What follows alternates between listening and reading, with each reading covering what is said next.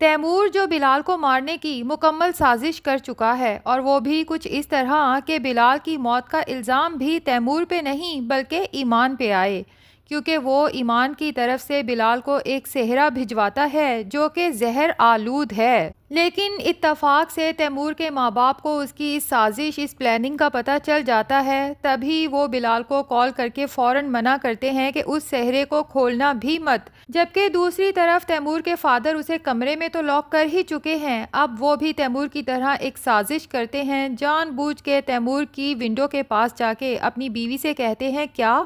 بلال کی موت ہو گئی؟ کون سے ہاسپٹل میں ہے وہ؟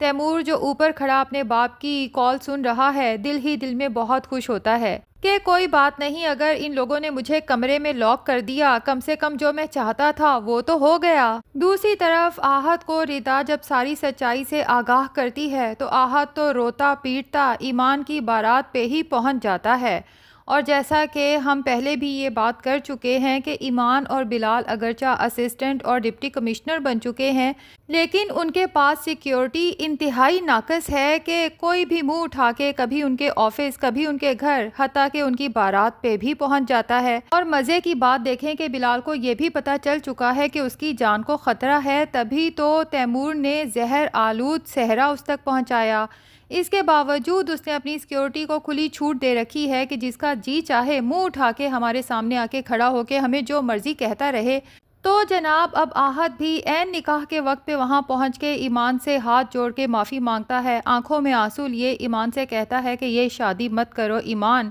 مجھے ساری سچائی پتہ چل چکی ہے، تم بے قصور تھی، سارا قصور تیمور بھائی کا تھا، میں تم سے تہہ دل سے معافی مانگتا ہوں اور تم سے بہت محبت بھی کرتا ہوں اور تم سے شادی کرنے کا خواہش مند بھی ہوں۔ اب بلال جس نے ایمان کا ہاتھ بہت محبت سے تھام رکھا تھا، آہت کی یہ باتیں سننے کے بعد ایمان کا ہاتھ چھوڑ دیتا ہے، کیونکہ اس کے دل میں فوراً یہ بات آتی ہے کہ جو بھی ہے ایمان آہت سے محبت تو کرتی تھی، اب ہو سکتا ہے کہ ساری حقیقت جان لینے کے بعد ایمان مجھ سے شادی نہ کرنا چاہے اور اپنی محبت کے پاس واپس جانا چاہے، اور بلال کسی بھی رشتے کو زبردستی باندھنے کا قائل نہیں ہے، تبھی وہ ایمان کو فیصلہ کرنے کا حق دیتے ہوئے اپنا ہاتھ اس کے ہاتھ سے ہٹا دیتا ہے۔ ایمان کو بلال کی اس حرکت پہ افسوس تو بہت ہوتا ہے، لیکن اس کے باوجود وہ بلال کا ہاتھ چھوڑنے کو تیار نہیں۔ اسی وقت آہت کو کھری کھری سناتی ہے اور مولوی صاحب سے کہتی ہے کہ نکاح شروع کریں۔ نکاح ہو جانے کے بعد زارا اپنے بھائی بلال سے علیحدگی میں بات کرتی ہے کہ بالآخر آہت کو ساری سچائی کا پتہ چل ہی گیا، جس پہ بلال بھی زارا سے کہتا ہے کہ مجھے پہلے سے یہ بات پتہ تھی کہ آہت اس سب کے بارے میں بے خبر تھا، افسوس کہ وہ تیمور پہ بلائنڈ ٹرسٹ کرتا تھا، لیکن تیمور اسی کے خلاف اسی کو استعمال کر رہا تھا۔ لیکن سچائی پتہ چل جانے کا یہ مطلب ہرگز نہیں کہ وہ ایمان سے ایک دفعہ پھر اپنی محبت کا اظہار کرے گا اور سب کچھ پہلے جیسا ہو جائے گا۔ میں جانتا ہوں کہ ایمان اب آہت سے محبت نہیں کرتی، ہاں اگر ایمان کے دل میں آہت کے لیے محبت ہوتی تو یقین کرو کہ میں خوشی خوشی ایمان کی خاطر اس رشتے سے پیچھے ہٹ جاتا۔ ایمان جو کمرے سے باہر کھڑی بلال اور زارا کی یہ تمام گفتگو سن رہی ہے، اس کی آنکھوں میں تو آنسو آ جاتے ہیں۔ اب زارا جب لیٹ ایٹ نائٹ گھر پہنچتی ہے، اپنے کمرے کی طرف جاتی ہے، جبکہ کمرے کا دروازہ لاکڈ ہے، اور زارا یہ دیکھ کر حیران رہ جاتی ہے کہ لاک بھی باہر سے ہے، تو وہ اپنے تایا ابو سے کال کر کے پوچھتی ہے کہ آخر تیمور کو کمرے کے اندر کیوں لاک کیا گیا ہے؟ تو تایا ابو زارا سے کہتے ہیں تاکہ تمہارے بھائی کی شادی آرام سے ہو سکتی اور ہمارا بیٹا بھی زندہ رہتا، کیونکہ تیمور اگر بلال کی شادی پہ جاتا تو بلال نے اپنی سیکیورٹی کو تیمور کو دیکھتے ساتھ ہی شوٹ کر دینے کے آرڈر دے رکھے تھے۔ زارا کو تو حیرت کا جھٹکا لگتا ہے کہ بلال ایسا کبھی بھی نہیں کر سکتا، وہ بھلا اپنی بہن کو بیوہ کیوں کرنا چاہے گا؟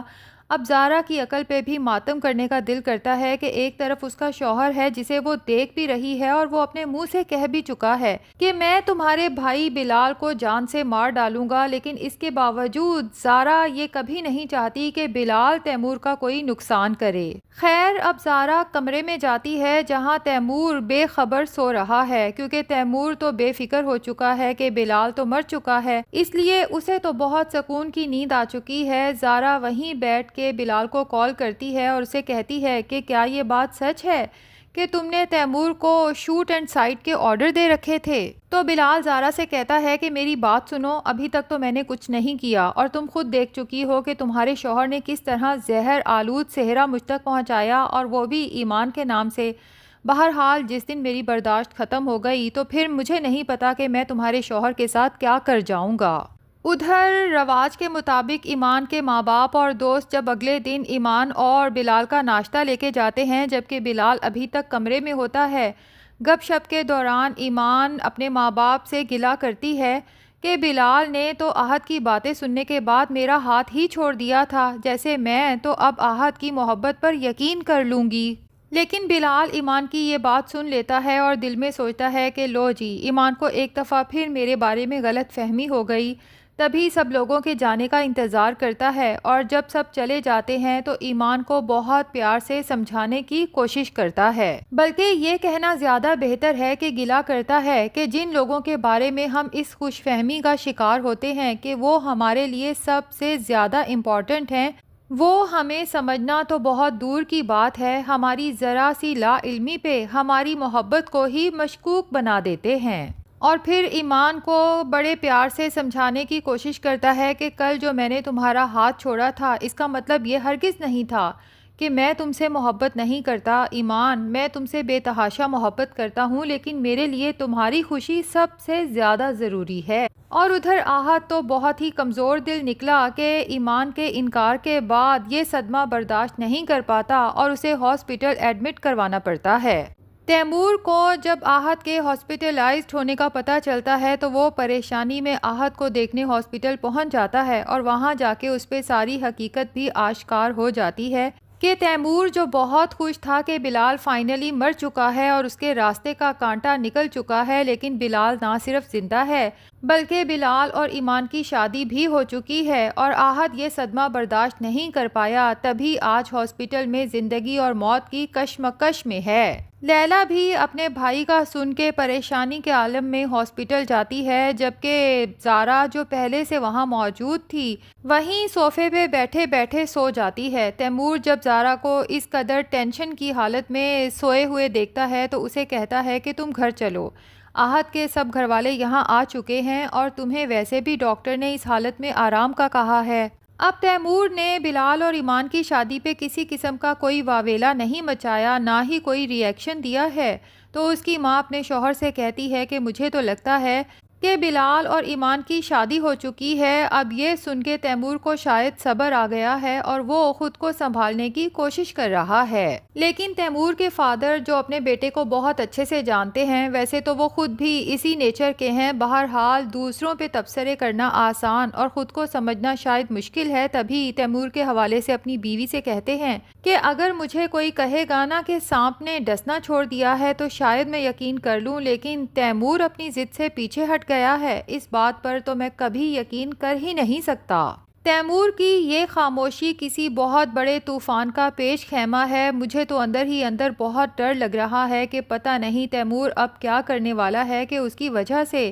ہمیں بھی سب کے سامنے شرمندگی کا سامنا کرنا پڑے گا۔ جبکہ دوسری طرف تیمور زارا سے کہتا ہے کہ زارا، آج تمہیں فائنل فیصلہ کرنا پڑے گا کہ تمہیں اپنا بھائی چاہیے یا میں۔ دراصل تیمور اس بار زارا کا ہی استعمال کر کے اس کے بھائی کو اپنے راستے سے ہٹانا چاہتا ہے تاکہ سانپ بھی مر جائے اور لاٹھی بھی نہ ٹوٹے۔ بلال کی موت کا سارا الزام آئے گا زارا پہ اور تیمور فائنلی ایمان کو حاصل کرنے میں کامیاب ہو جائے گا۔ اور تیمور کا کیا خیال ہے کہ یہ سب اتنا آسان ہے؟ اس سے پہلے کہ تیمور کوئی چال چلے، زارا اپنے بھائی بلال کو انفارم کر دے گی، جس کے بعد بلال یقیناً تیمور کے خلاف کوئی ایسی چال چلے گا کہ تیمور کی باقی کی زندگی جیل کی سلاخوں کے پیچھے گزرنے والی ہے۔ تو ناظرین، احد جو اپنی محبت کے نہ ملنے پہ ہاسپٹل پہنچ چکا ہے، کیا خیال ہے؟ کیا ایمان اور بلال کی شادی ہو گئی تو اچھا ہوا، یا پھر ایمان اور احد کی شادی ہونا چاہیے تھی؟